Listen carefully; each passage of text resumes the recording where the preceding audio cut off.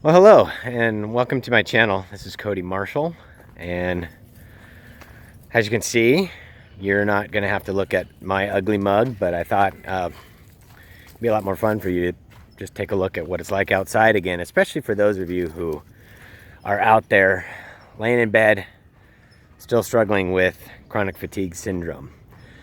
And forgive me, might be the last time I refer to it as CFS, because that's the title of this video says. We're talking about the death of chronic fatigue syndrome.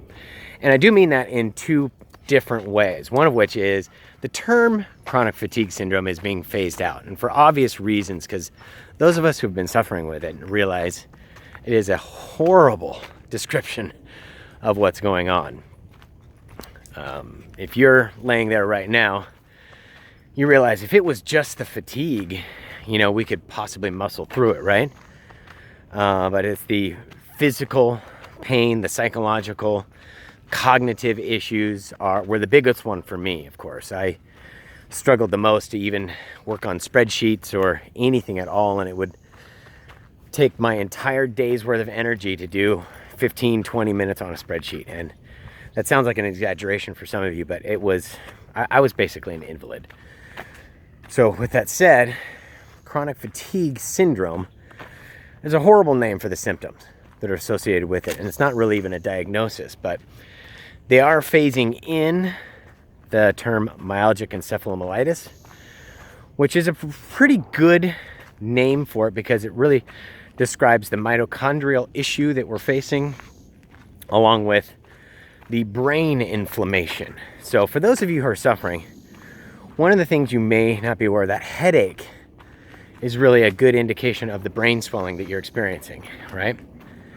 And for me, I could just tell.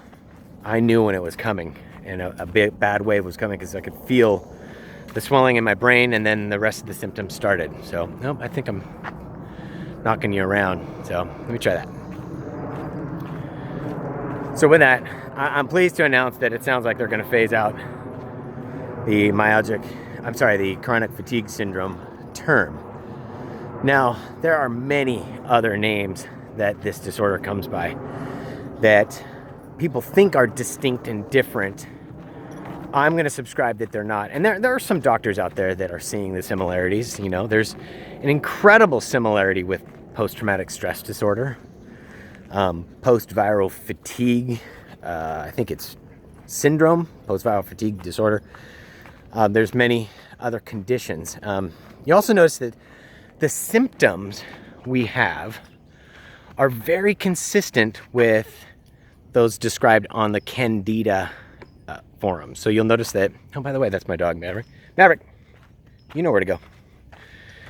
So hopefully you're enjoying seeing him a lot more than just seeing me. It's a little bit more interesting to be outside and enjoy nature while we talk about this. But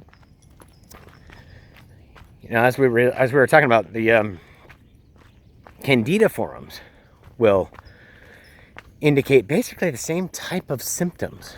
And in video number 2, we are going to talk about the fungal connection, which you cannot ignore if you're dealing with this. But today, we're talking about the death of chronic fatigue.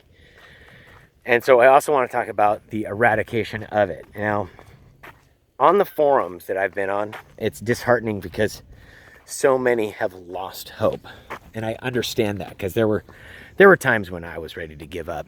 There was a good 6-month period when I was just done. I'd tried what I thought was everything, and it was just getting worse and worse, and it was not a way to live.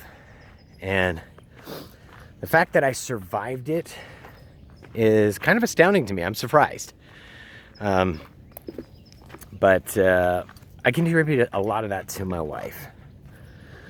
So for those of you out there right now that don't have a support group at home, and you have people that don't believe you, you're struggling to communicate all of your symptoms because they think you're psychosomatic because you have every symptom on the planet. Excuse me, I'm going to make an adjustment here. And that's why they think it's psychosomatic, because basically you're